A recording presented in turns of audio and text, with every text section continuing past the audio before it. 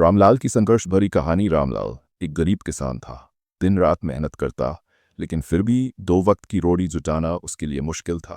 उसकी पत्नी सुमन घर का काम संभालती थी और उसका छोटा सा बेटा मुन्ना। उसकी आंखों में एक सपना था, पढ़ाई करने का सपना, लेकिन उनके पास स्कूल की फीस भरने के पैसे नहीं थे। एक दिन रामलाल की मां गंभीर रूप से बीमार हो गई। इलाज के लिए पैसे नहीं थे, तो उसने गांव के निर्दयी साहूकार के पास जाने का फैसला किया।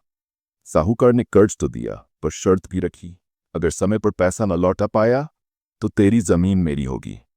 रामलाल के पास कोई और चारा नहीं था, उसने कर्ज ले लिया।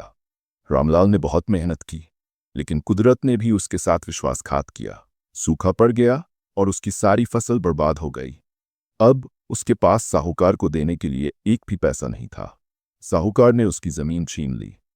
रामलाल का परिवार बिगड़ हो गया, उसकी मां की तबीयत और बिगड़ गई, और इलाज के अभाव में वह इस दुनिया को छोड़कर चली गई।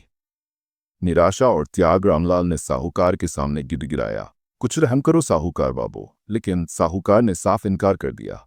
अब भूख और गरीबी के कारण मुन्ना को स्कूल छोड़ना पड़ा। वह भी मजदूरी करने लगा। रामलाल टूट चुका था, संघर्ष जारी, लेकिन उसने हार नहीं मानी।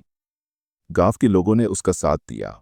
रामलाल ने दोबारा खेती शुरू करने का फैसला किया। वह अपने बेटे को पढ़ाने के लिए कुछ भी करने को तैयार था। हाँ, उसकी कहानी दुखभरी थी, लेकिन उसने हिम्मत नहीं हारी। कहानी का संदेश गंभीर लेकिन प्रेरणादायक स्वर। गरीबी का सबसे बड़ा दर्द अवसरों की कमी है।